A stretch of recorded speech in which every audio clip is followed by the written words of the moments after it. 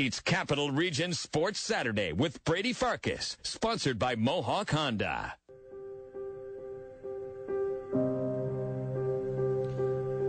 It is with a heavy heart that today in the sports world we start this show off with bad news. Muhammad Ali, the greatest boxer of all time, among the greatest athletes of all time, has passed away probably while you were sleeping. Muhammad Ali dead at 74. In the ring, he was simply the greatest ever.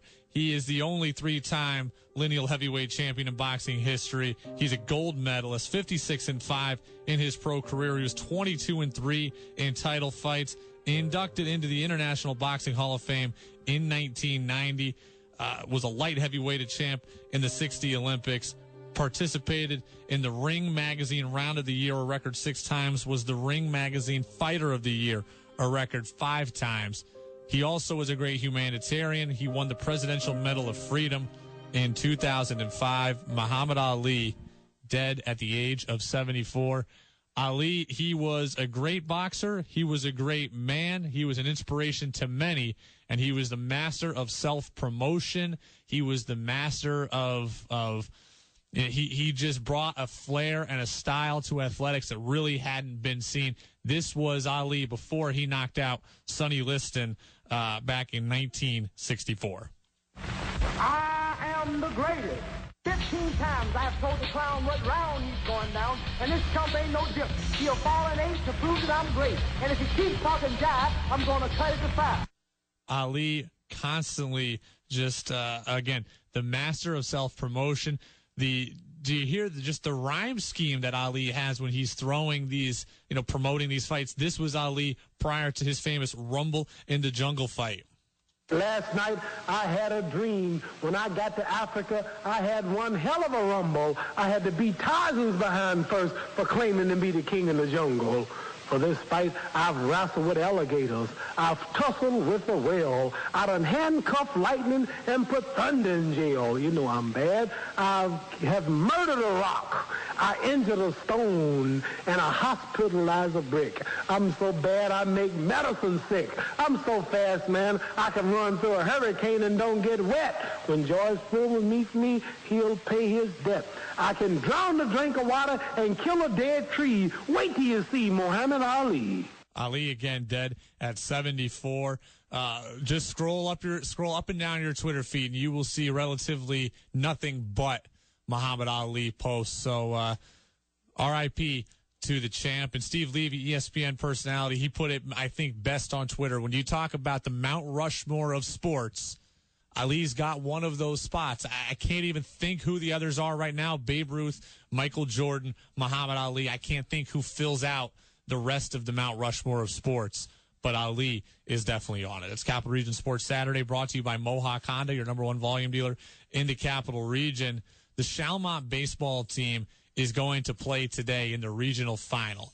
They beat Plattsburgh High in the regional semi earlier this week, and they did so with Chris Hamilton throwing 138 pitches. That is unacceptable. 138 pitches for a high school kid is unacceptable.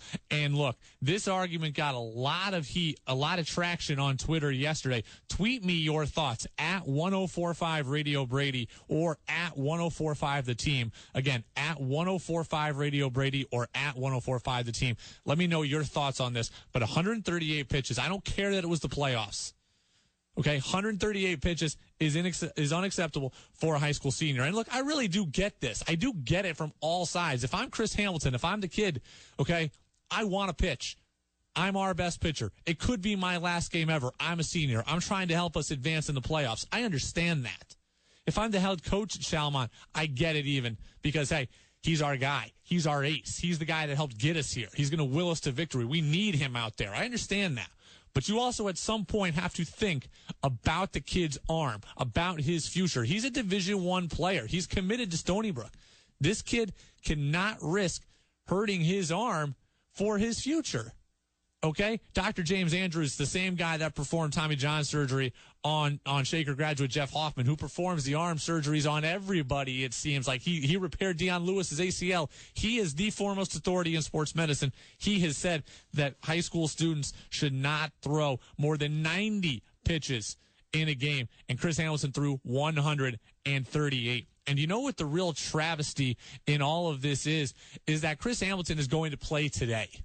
Chris Hamilton is going to play today. He's an outfielder. He's a center fielder for Shamrock. They can't take him out of the lineup. So not only did he throw 140 pitches the other day, now he's going to come out and play defensively. He's going to throw in warm-ups. He's going to throw in infield-outfield practice. He's going to make high-leverage throws during the game. Okay, 140 pitches is not safe. Okay, and look, I threw 138 pitches to my very first start of college. It wasn't good then. It's not good now. Okay, But, and I understand, I didn't get Tommy John surgery as a result of throwing those 138 pitches. But I also had access to take 7 days off from throwing if I wanted to. I had access to ice, trainers, stim machines, running regimens. I had a full off season of throwing and weight training behind me when that happened. Again, that doesn't justify it. But I'm telling you that 138 pitches for me was slightly better than 138 pitches for Chris Hamilton. This kid's going to go out and play the field today after throwing 140 pitches. I throw 80 pitches in the men's league. I can't even lift my arm for the next 3 days. The head coach said, James Allen's article in the Times-Union, you can find it online, timesunion.com. He said, basically paraphrasing, Chris is a competitor. He wouldn't have given me the ball even if I wanted it. Look, I appreciate the fact that the kid is a competitor and that he wants to pitch, but you're the coach. You want the ball, go and take it. And you should have. 140 pitches, unacceptable for a high school athlete. Again, the debate waged on Twitter all day yesterday. Get in on it today at 104.5 Radio Brady, at 104.5 The Team. It's Capital Region Sports Saturday, brought to you by Mohawk Honda, your number one volume dealer in the Capital Region. Some good news in the Capital Region. Luke Goldstock, Aiden O'Brien, Niskayuna graduates, North Carolina lacrosse stars captured the national championship on Memorial Day. Now on the phone to talk about it with us is Evan Washburn, CBS Sports. You know him all year long because he's a sideline reporter for CBS's NFL coverage, so you see him every week, but he's also the lacrosse expert over at CBS. And Evan, it was Memorial Day, so I was hosting our afternoon show. I did not get to, admittedly and regrettably, watch 1 minute of the national championship game. It was a classic between North Carolina and Maryland. Just where does it rank all time for you in terms of lacrosse national championships? Oh, well, it's unfortunate for you because it really was a special game. I think as I've thought about it more over the last few days, I think it separated itself as maybe one of the best of all time. And hyperbole is always easy in the moment, but I really think it highlighted where this game's gone and all the positives that there are with it. Everybody in the lacrosse world loves to be critical of a lot of things because they're passionate about the sport and where it can go. I think on a big stage, that game highlighted where it is and how fun it can be. I had family in non-lacrosse hotbeds like Kansas and the Midwest that were able to watch that game and really enjoyed it. I thought it made itself digestible to the non-lacrosse fan that, for us, we'll watch a game that's 9-8 and all about defense or an ugly game and enjoy it. But that game to me was so well played. The swings in momentum, and I even liked the fact that there were the penalties. I thought it was really well officiated. I liked the fact that there were things that happened down the stretch that changed the dynamic of the game because you saw what it did and you saw goalies rise to the occasion, and then you saw, obviously, in the end, an offense rise to the occasion with the man advantage. So it had everything that you want in a quality sporting event, one, and then for the sport of lacrosse, I think it, again, highlighted all the great things. It was slow at times, but the game's going to be slow at times. When it needed to be high-paced, it was. I didn't find myself ever really complaining about a shot clock, and I'm a guy that would love to see a 2-second shot clock in the college game. So that's a long way of saying it had every piece that I think is necessary when putting our sport out there. Luke Goldstock, Niskayuna native, we love him here in the Capital Region, had 4 goals in that championship game. Just how impressive was he? He's really impressive. He's the picture of where the game's going in terms of the type of athlete you'll see in the college game and in the pro game. One of the things I love about lacrosse, and I think this is still the case, if you don't have the size and speed, you can still be successful if you have unbelievable stick skills and you put in the work. But the thing about Luke Goldstock, is he has put in all the work. He has all those stick skills. He has the lacrosse nuances and lacrosse IQ down. But then you factor in he's physically gifted with size and a shooting ability that comes from that size and that torque and all the things he can do.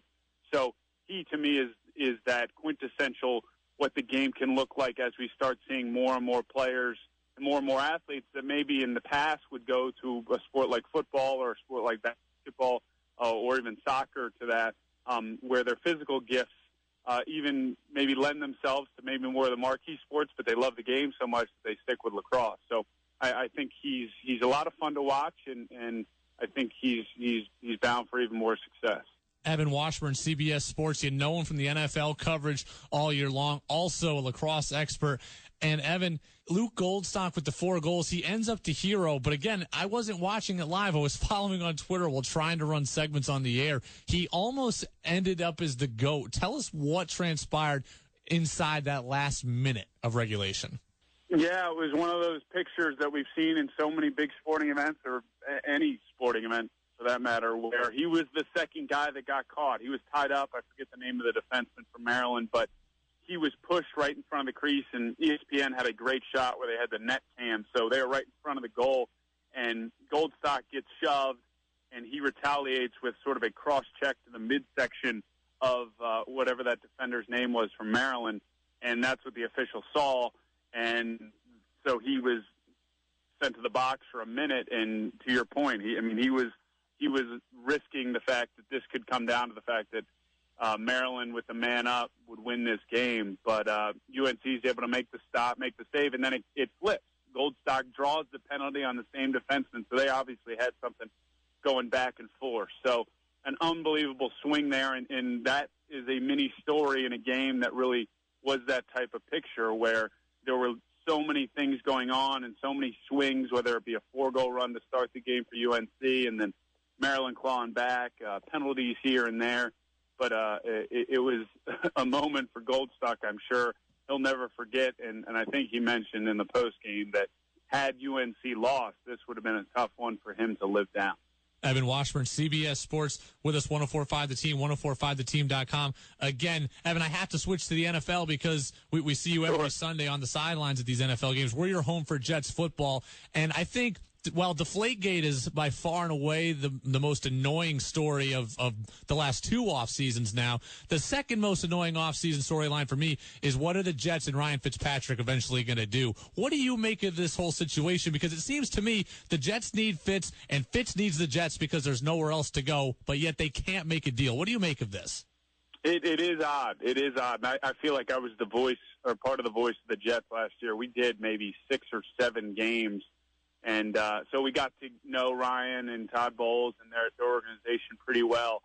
And the only thing I can think of is that they're both similar in the way they're approaching it. Now, the silver lining, I would say, is when and if this does get resolved, I don't see it being a problem into the season. It's just Ryan doesn't seem to have that type of personality, and neither does Todd Bowles. Now, I don't know how it would factor long-term, but to me it's just not a long-term thing. I see where Ryan Fitzpatrick's coming from when you look at the type of money that maybe, say, Sam Bradford gets in Philadelphia, and he might even be a backup at some point. So if you're Ryan Fitzpatrick, why not just try and wait for that? But the problem he has, and like any of us in any business, he doesn't seem to have a lot of leverage because there doesn't seem to be a lot of demand for him. But at some point, I have to imagine it's going to start to hurt the Jets more than it's hurting Ryan Fitzpatrick. He is a guy that I don't know his internal finances, but on paper he has made a ton of money. So if he feels comfortable sitting out and maybe really waiting this thing out, I think he will eventually have the leverage because I don't think the Jets want to go with whether it be Bryce Petty, Christian Hackenberg, or Geno Smith. So it is an odd situation. I think it's unfortunate because in a small sample size, it was pretty good, and I think Chan Gailey, the offensive coordinator, and Ryan Fitzpatrick have a phenomenal relationship. So I imagine it's one of those things that by the middle of August or maybe even early September, right before week 1, will be figured out, and we won't be talking about it beyond then. But right now, it is one of the odd ones for especially Jet fans. But they're used to odd things going on. You know that. What did you make of the Jets drafting Christian Hackenberg? Does it symbolize that they think they made a mistake in taking Bryce Petty? Did they maybe make a mistake in taking Hackenberg? Or do you just need to kind of shoot in a barrel and see which one of these young quarterbacks yields a positive return?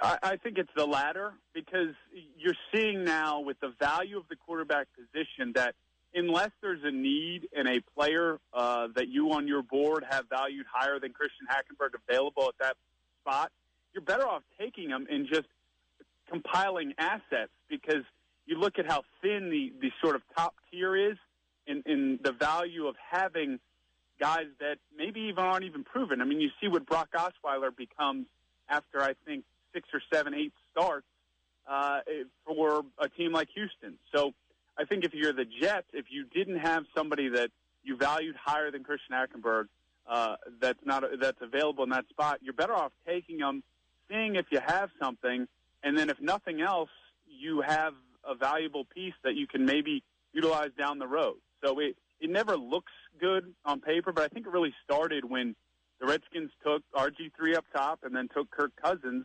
And while that whole thing's been a mess, you do see the value in taking these guys because they become pieces that you can utilize later, or if one guy doesn't work out, hey, let's throw this guy in here. So it just, to me, is a picture of the quarterback position and where we stand with it. Evan Washburn, CBS Sports. You'll see him all NFL season long. Knows everything about lacrosse, so multi-talented, and we're happy to have him. 104.5 The Team, 104.5theteam.com. Evan, thanks for the time. We'd love to talk to you again. I appreciate it. Anytime. There he goes, Evan Washburn. Look forward to him coming up all NFL season. And, yeah, there really is, outside of Deflategate, there really is no story I am more tired of than Ryan Fitzpatrick and the Jets. Just get the deal done. Just get the deal done. And you know what, though, Jet fans? I'm sorry. With the schedule that the Jets have in the first 6 weeks, it may not matter if Ryan Fitzpatrick, Geno Smith, or Joe Montana is playing quarterback, because when you're home for Cincinnati, short week at Buffalo, and then you've got to take on Kansas City, Seattle, Arizona, and Pittsburgh in the next weeks, you're easily staring down the barrel of 1-5. No matter who the quarterback is, you're potentially looking at 1-5. Capital Region Sports Saturday, brought to you by Mohawk Honda, your #1 volume dealer in the Capital Region. Coming up next, in studio, Niskayuna graduate, Cortland baseball player Austin Clark. He is here. He's sitting down at the microphone in studio. Red Dragons just got back from the NCAA Division III World Series. They finished 3rd in the nation. Austin Clark was a big reason why. He joins us in studio next. It's Capital Region Sports Saturday with Brady Farkas, sponsored by Mohawk Honda. Yes, we are back in studio with a special guest. It's Niskayuna graduate, Cortland baseball star Austin Clark. Red Dragons earlier this week finished tied for 3rd in the nation at the Division III World Series. Austin, you guys won the national championship last year. So first off, thanks for being here. Second off, unbelievable 2-year run for you guys in Cortland. National championship and then another World Series appearance. Yeah, thanks for having me. I appreciate it. The last 2 years have been unbelievable with the team, with the coaching staff. Just the whole experience in a total setting was unbelievable. I think we finished somewhere around 90-11 for the last 2 years. My 4 years especially here, we've had 4 conference championships, 3 regional championships, 3 World Series appearances, and 1 national championship. I wouldn't trade it for the world. My whole experience as a total with all my friends, coaching staff, and, it's just a special, special time at Cortland, and I'm so lucky to have been a part of it. So you guys go 2-2 in the World Series this year. What was this year in particular like? Why couldn't you repeat? What happened on the field? Yeah, I think we weren't as deep in the pitching department as we were in previous years. And the other teams we played were a little bit better. And, that's baseball, and you can't expect to win it every year. Cortland has been to the World Series 14 times and has only been fortunate enough to win it once. So, a lot of things have to go right in order to be, crowned national champion. And, it was a great year. And, as I said before, I wouldn't trade it for the world. So last year you guys won it. I can't even think about, I was too busy when I was at Oswego trying to get to the conference playoffs. Nevertheless, winning a national championship. When you look back at that now that your career is not even a week over, what do you think about it, the fact that you won a national championship? Yeah, it's so special. Sometimes I think about the whole process, that last game against Wisconsin lacrosse, we scored 4 runs in the ninth inning to take the lead. And, it gives me chills. The single up the middle by Nick Hart. I remember exactly where I was in the dugout, looking to my teammates to my left, and just like with just like a blank look on my face, like, holy crap, we just did it. Like, this is it. This is what we work for every year. And I think one of the coolest things about this whole experience is when I was a senior at Niskayuna, I went on my recruiting visit to Coach Brown, and I remember sitting in his office with my mom and looking at him, and he was just talking to me about the program, and he told me, this is a place that you can come and compete for a national championship. And that kind of hit home for me because, a lot of coaches can't just come out and say that to their recruits, and I took that to heart. I worked endlessly at it, at my craft, defensively, offensively, in the weight room, in the classroom, and, I was just fortunate enough to be, a national champion. It's Capital Region Sports Saturday, brought to you by Mohawk Honda, your number one volume dealer in the Capital Region. Special in-studio guest, Niskayuna graduate, Cortland baseball standout, Austin Clark. Austin, how much work went into taking you from the player you were 4 years ago when you were last in the Capital Region at Niskayuna to the player you are now? Oh, so much work. Especially, going to college, it's kind of like an unknown with academics and, friendships. You're meeting new people. You're, going out of your comfort zone a little bit. But just being able to have a mindset and a belief in yourself, I believe in myself so much. And, guys like Tim Panetta, Max Rosing, Brandon McClain, guys who, set the foundation for us at Cortland in previous years, really preach to you the whole mindset behind baseball and behind, just life in general. Believe in yourself, go out there with an attitude and a mindset that you're going to do all right, you're going to succeed, and everything's going to work out. Austin, there's a lot of people that when you're around the Capital Region, they say they want to go play college baseball. There's a lot of people that say they want to go to Cortland in particular. But I don't think anyone really realizes what the level of commitment needed to play at Cortland is like. Take us through what the last 4 years were like. Jeez, that's a tough question. It's tough to kind of put the 4 years in, like a nutshell like that, but, it's endless. It's, you wake up, you think about baseball, you go to class, you have baseball. You end baseball, you go to eat with your team, you're hanging around, probably playing MLB The Show. You're always around baseball. Like, it's not like, it's just like, that's a lifestyle. With lifts at 6 a.m, you got conditioning after lifts, then you got class, then you got practice, then you got lift, then you might have a game, then you might have a meeting. Like, it's just like, it's never ending. And, that's what makes it so special is the time you spend with your coaches and teammates and just the whole journey that goes along with being a successful program. What was the relationship like between the teams at Cortland? Because you always talk about certain teams being the top dog on campus, but at Cortland, where pretty much all of the teams are very, very... With the IRS, with an A rating with the Better Business Bureau. Call today, and the IRS will be contacted the same day, putting a stop to bank levies and... Teams. What's that support system like? I think actually in the last couple of years, our relationships have become better. I think actually social media plays a big role in that, being able to follow people, see their pictures on different teams. And we have a motto at Cortland, it's one team, one family. We get that on, wristbands, on shirts that the athletic department gives us. And it's true. I love going to the basketball games. I love going to your hockey games, lacrosse. Women's lacrosse is very good. They're kind of the same kind of program we are, where they're in the mix of it the last couple days of the season. They lost a heartbreaker, but they won the national championship last year along with us.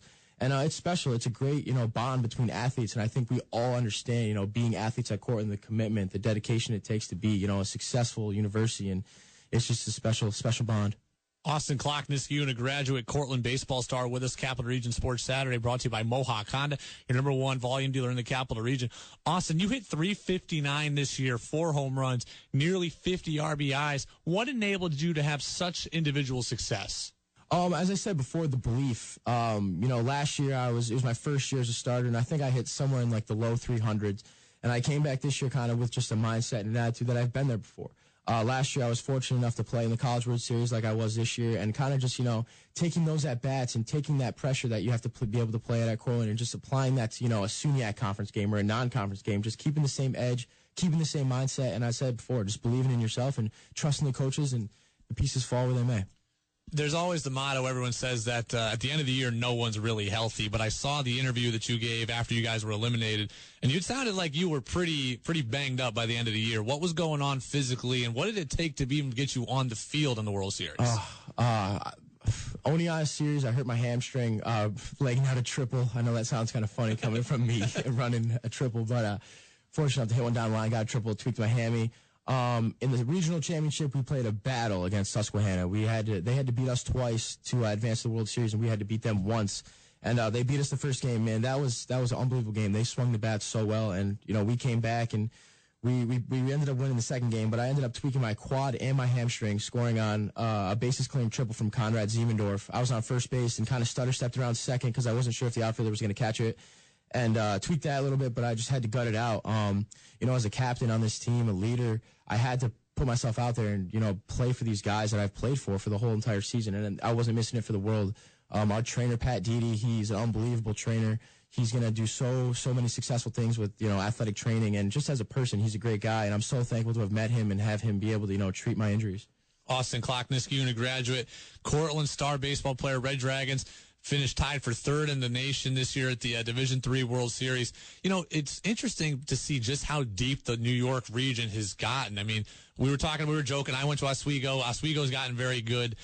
Union has gotten really good, and they've got a kid in Jake Fishman who's probably going to get drafted this year as well. This is just good baseball in not only the Northeast, but in New York in particular, and that's good for everybody. Yeah, I think that really does contribute to our success as a program, being able to play good competition in-state, in-region.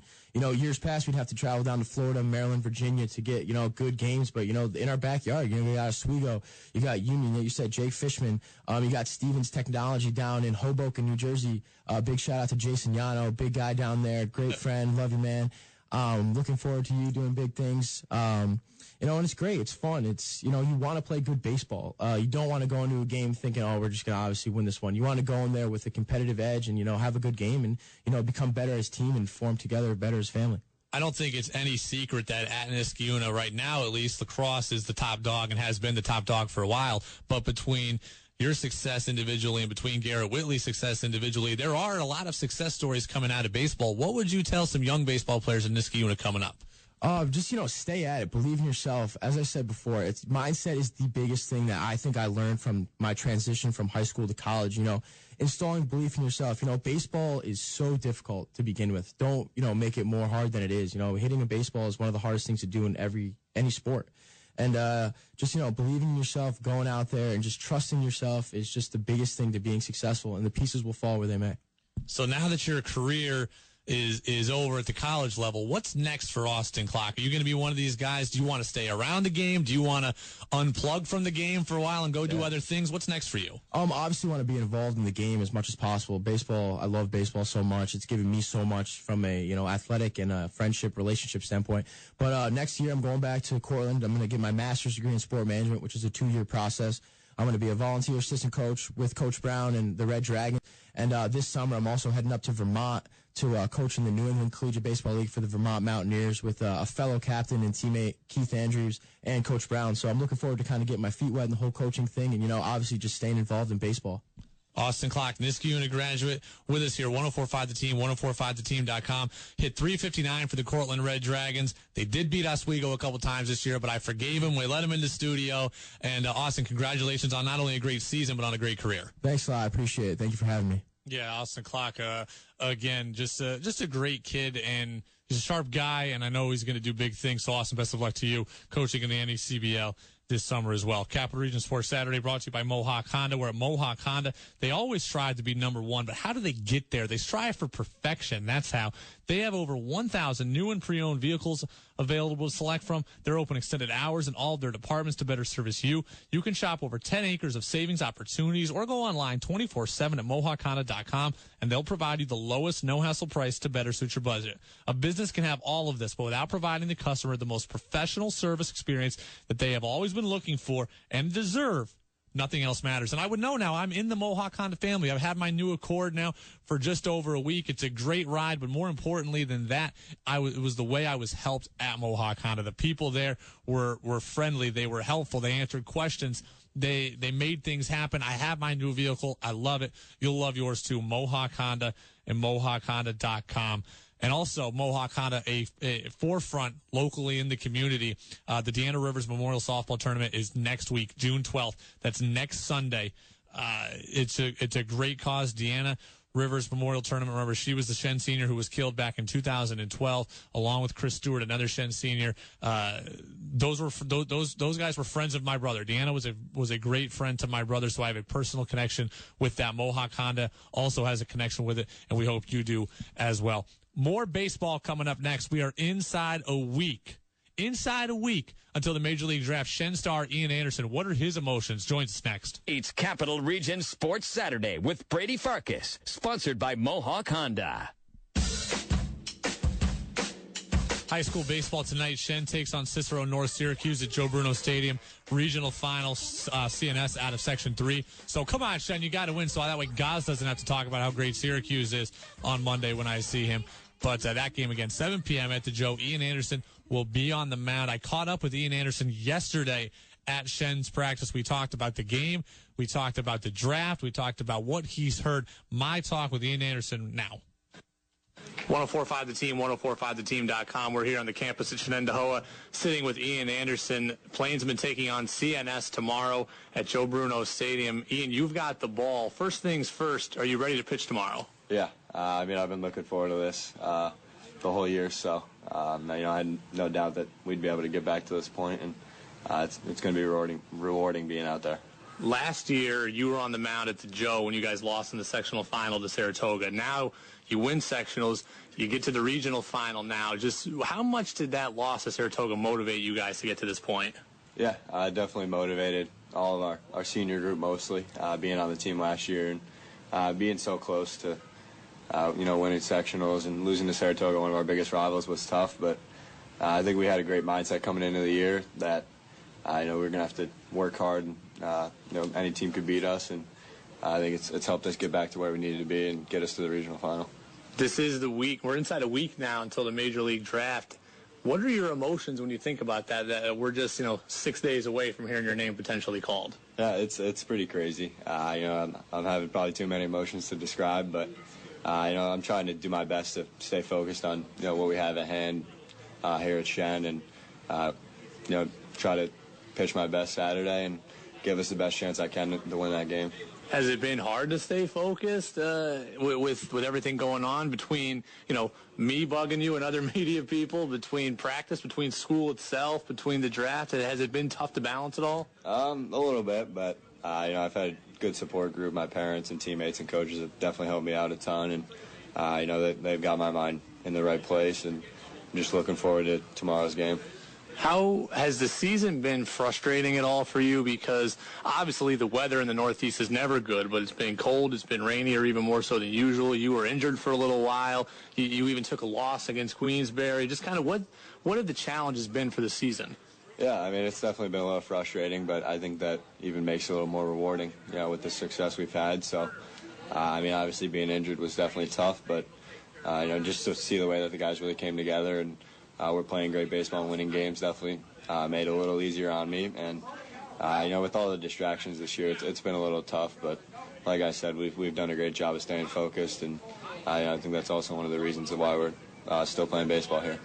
Now, you got invited to the Major League Draft. The first round's Thursday, June 9th. Are you going to go to it? Yeah.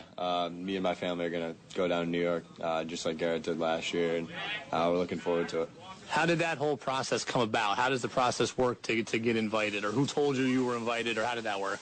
Yeah, I got an email from Chuck Fox, who works over at MLB, and was just inviting me down to the draft with my family. And, we debated the pros and cons a little bit, and, we thought it would be a great experience to go down there.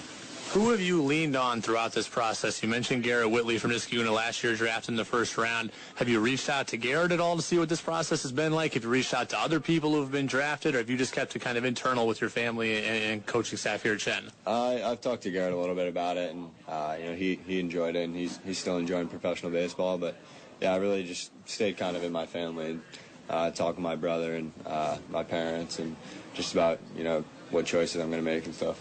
Ian Anderson, Shenendahowa pitcher, with us here, 104.5 The Team, 104.5theteam.com. So I had this talk with Paul Mound, who's the coach at Union recently. They've got a kid who could be drafted but could elect to go back to school. And I asked him, is it a team-by-team thing that's going to debate whether this kid goes back to school or not? Is it a money thing? Is it a round number thing? Have you thought about for you what the scenarios are between, okay, I'm definitely going pro, I'm definitely going to honor my commitment to Vanderbilt, or are you just going to take it after after the draft? Yeah, I think you kind of have to look at it like that, but it's kind of just if the right situation's there for me, and I feel like it's somewhere where I can thrive and perform, and it's enough for me to pass up going to Vanderbilt. Then that's what the choice is going to come down to. I've always wondered what it would be like to be a high-level Division I baseball program because you work so hard to recruit all these great guys, and then there's a potential that all of them could never make it to your program. Has the coaching staff at Vanderbilt, Coach Brown, Coach Corbin, have they reached out to you and kind of just advised you or just checked up on you? What has their level of communication been like? Yeah, no, they've been great. It's not like they're bugging me every day, and because they have their own job to do, and that's win games. And so no, they've been great. I still have a great relationship with them, and there's no doubt in my mind that they'll respect whatever choice I make, and it really means a lot knowing that they're not going to pressure you to be somewhere that you don't want to be, or make a choice that you don't want to make. How did it come about that, so I read the other day that if you don't sign pro, you're going to pitch in the Perfect Game League with the Mohawks, I think. So how did that whole thing come about? Because I know there are rules, because high school kids aren't supposed to be able to play in the Perfect Game League, but I know there are special situations. This is one of them. Kind of how did that all unfold? Brian Spagnola with the Mohawks, I think he reached out to my dad, and I was just, hey, if Ian wants to play with us this summer, we'll have an open spot for him. And I think another left-handed pitcher, Jeff Bellard from Syracuse, is also going to be doing the same thing. So, it's a pretty unique situation, but I kind of jumped at the opportunity. Ian Anderson, Shen pitcher with us, 104.5 The Team, 104.5theteam.com. Now, have you paid any attention to the mock drafts and the MLB.com scouting reports and Baseball America and all these things? Because I've seen you anywhere from 11th to 18th, but pretty much only in that range. Have you paid attention to that stuff? I try not to pay too much attention to it. It's tough, being on Twitter and stuff, but, all that stuff, it's just good to know, kind of where people think you have a chance of going, but at the end of the day, that the people making those aren't the ones who are making the final decision, so you can't read into it too much. Last question. The last year, so we talked about it already, from the time you lose to Saratoga last year, a lot has happened in that last year. What, when you really stop to think about it, just take us through what that last year has been like and all the things you've gotten a chance to do. Yeah, it's been crazy. Having the chance to play for Team USA in Japan, playing on TV with the Perfect Game All-American game, and it's been great. Winning a gold medal obviously was definitely been one of the highlights of my baseball career. So, but then again, even winning the sectional championship, being able to get back out there and just see the way that our guys were able to bounce back was probably the most rewarding thing out of all of my experiences. Have you had any chance to enjoy just being a high school senior and the chance maybe to play with your brother potentially for the last time ever? Have you had any chance to sit back and enjoy just being an 18-year-old? Yeah, no, I've enjoyed every second of it. I think that's kind of the way you have to look at it. It's a once-in-a-lifetime chance, to be drafted and thought of like this. So, but yeah, I go about my business every day, being a Shen student and being a senior, and it's kind of crazy to think I'll be graduating in 2 weeks. So, I've really enjoyed my career at Shen. Ian, best of luck. All right, we'll talk to you again soon. Thank you. That was my talk with Shen star Ian Anderson yesterday. I was at Shen's practice. Plainsman taking on CNS tonight in the Class AA regional final. Joe Bruno Stadium. Should be a great crowd as well. Ian Anderson will be on the mound. Could be your last chance to see him pitch before he gets drafted. It will be your last chance to see him pitch before he gets drafted. It could be your last time to see him in a Shen uniform, your last time to see him in the Capital Region. So if you want to go out and see a kid who's going to get drafted, Ian Anderson is your guy, and tonight is the night. And what did I take from that conversation? To me, I took it as, again, I have no other prior knowledge other than what you just heard. I take that as a guy who's going pro. It just doesn't feel like he's going to Vanderbilt to me. It feels like he knows that he's going to be drafted so high, anywhere between 1 and 20, I would say, and it just feels like he knows that he's not going to school. That's just my opinion. That's what it feels like, though. Capital Region Sports Saturday, brought to you by Mohawk Honda, your number one volume dealer in the Capital Region. It is beautiful out today. It was beautiful out all week. It's supposed to rain a little bit tomorrow, but bottom line is it's summertime now. It's warm. It's not officially summer, but we're getting close. Hockey is like the last thing on my mind. We've got the NHL playoffs going on, Stanley Cup finals. But we've also got Union College hockey releasing their 2016 schedule. And the Dutchmen, look, they finished 14-9 this past year. They missed the playoffs, or they made the playoffs, rather, lost in the first round. They're taking on Michigan to start their season on the road in Ann Arbor, October 7th and 8th. Then the next weekend, American International, and Sacred Heart on the road. So the first 4 games for the Dutchmen next year are on the road. They'll open up their home slate October 21st against RIT. Remember, RIT was in the NCAA East Regional this year as well. Conference play starts October 28th.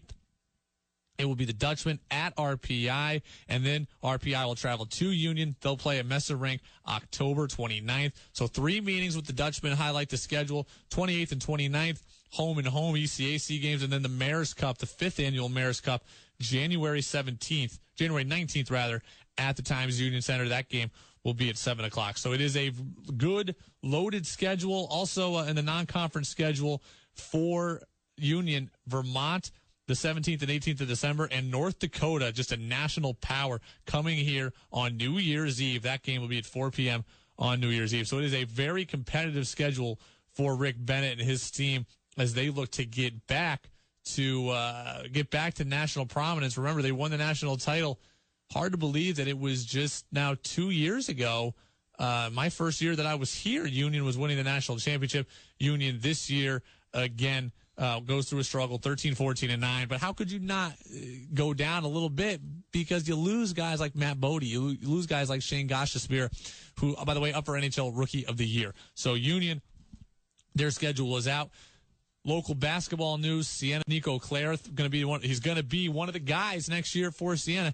He's going to have knee surgery this offseason. He should be fine. 3-month recovery expected. Should be fine by the time the season starts. So Nico Clairth, along with Troy native Javion Oganyemi, along with Brett Bisping, along with Marquise Wright, along with Levon Long, pretty much the whole cast of characters back for Jimmy Pastos and his team. So that's going to be huge to monitor Nico Clairth's health and to make sure that he is okay. Kayla Trainer of Niskayuna, she was up for the Tewaaraton. Did she win it? I'll let you know next. Capital Region Sports Saturday with Brady Farkas, sponsored by Mohawk Honda. Niskayuna graduate Kayla Trainer was up for the Tewaaraton Award this week for the 3rd consecutive year. The Tewaaraton Award, basically the lacrosse equivalent of the Heisman Trophy. She had lost the previous 2 years to Taylor Cummings of Maryland, and Kayla Trainer loses to Taylor Cummings again.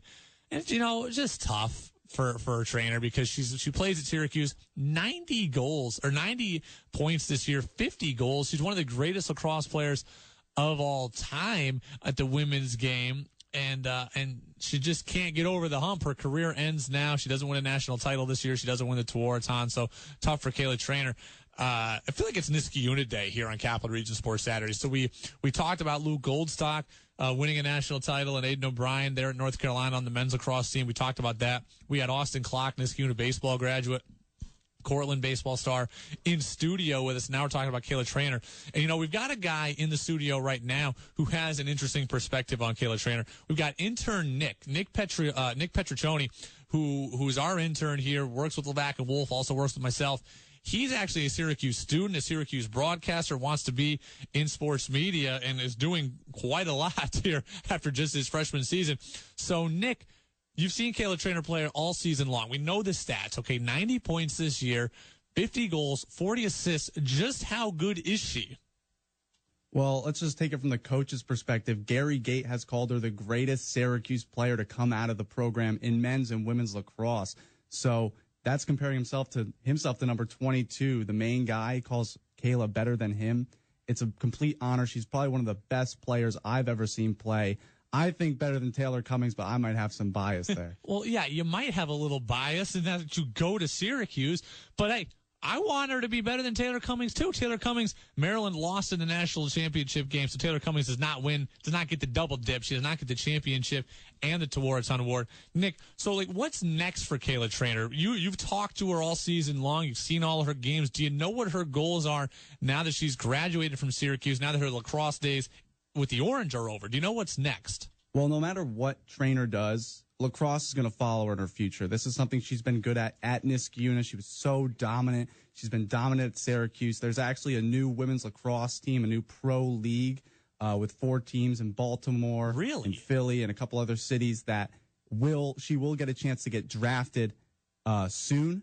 So that's the next step. She could also go into coaching, but I believe Kayla Trainer could be a top 2 pick in that draft if she does decide to go into the Pro Women's Lacrosse League. Well, she's got it. Look, that depends on the money. Intern Nick with us, Nick Petroccioni, Syracuse student, a great intern here for us at 104.5 The Team, doing a lot of great things and now giving us the perspective, providing us with some content. So, Nick, great job. Thanks for hanging around here so we can talk about Kayla Trainer. It depends on the money. You never know in a startup league just what the money is going to be like. Is it enough really to make a living? If Kayla Trainer wanted to go into coaching, I'm sure there would be a high demand for her as well. But for us in the Capital Region, just appreciative to have had just another Capital Region native go on to do big things at the collegiate level and represent the Capital Region and carry on Niskayuna lacrosse, but carry on just the 518 in general. So a great job for her. It's Capital Region Sports Saturday, brought to you by Mohawk Honda, your number one volume dealer in the Capital Region. And Mohawk Honda, remember, just go in there, ask about their Mohawk Exchange program, because their exchange specialists can assist you in upgrading your current vehicle to a newer one with no money down for the same or lower payment. Just ask for Tiffany, Katie, Vide to see just how easy it is to exchange your vehicle for the same or lower payment. And if new isn't for you, they inventory over 300 of the highest quality pre-owned vehicles, all at one low, below market value, no hassle price. Being number one isn't easy, but at Mohawk Honda, they treat their customers with respect and have been doing it for almost 100 years. 4 generations of the Harridan family going above and beyond to proudly serve the Capital Region. Remember, I'm in the Mohawk Honda family now. I've got my new Honda Accord. I love it. It's great. The people at Mohawk Honda, every single one of them, from Nick Bonarigo himself down to sales reps, down to sales managers, finance managers, they all helped me out. They all answered questions. They all helped me get my Accord. Mohawk Honda proudly serving the Capital Region and proudly sponsoring this show. It's Capital Region Sports Saturday, brought to you by Mohawk Honda. Another good start yesterday for Jeff Hoffman, Shaker High School graduate with the Albuquerque Isotopes.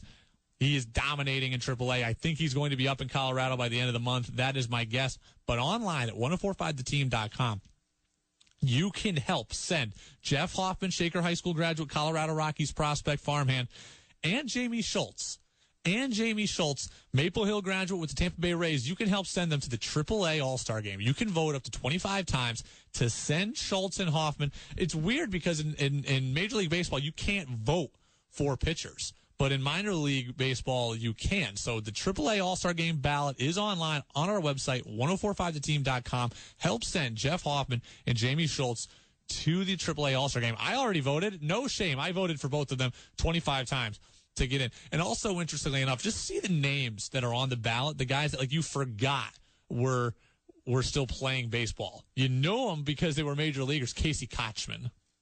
Okay.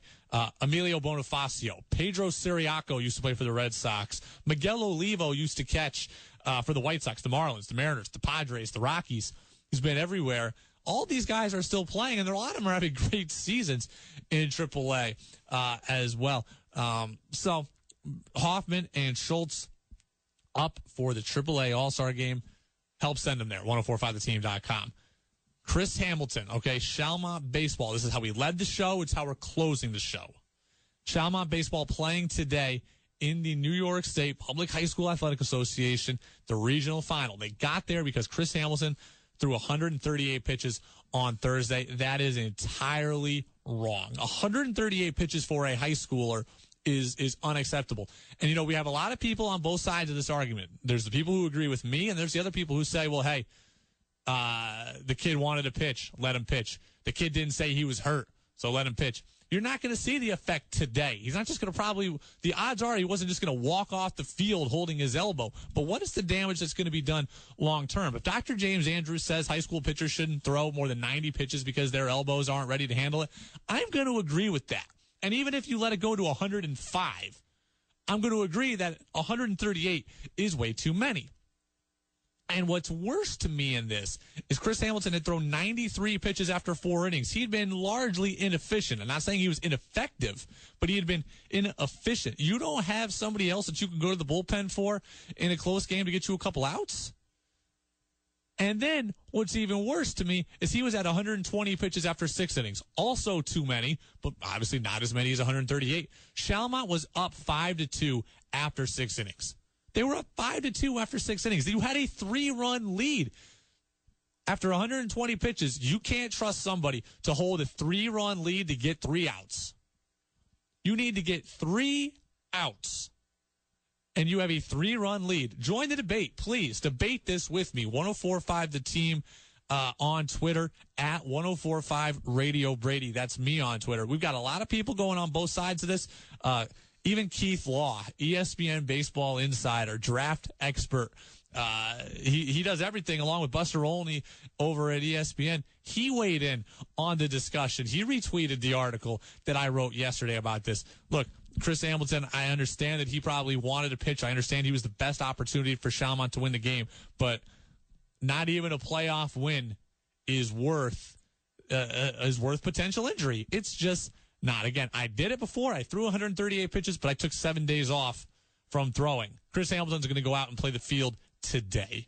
138 pitches on Thursday. He's going to go play the field today. That's why it's wrong. It was risky. It was dangerous. It just wasn't worth it. I'm happy that Shalmont won. I'm happy for them that they won, but they got the win the wrong way. Capital Region Sports Saturday brought to you by Mohawk Honda, your #1 volume dealer in the Capital Region. All your local sports, everything you want to know going on in the Capital Region every Saturday right here, 9 to 10 a.m. Hey, it's Brady Farkas. We'll see you next week. It's 1045 The Team.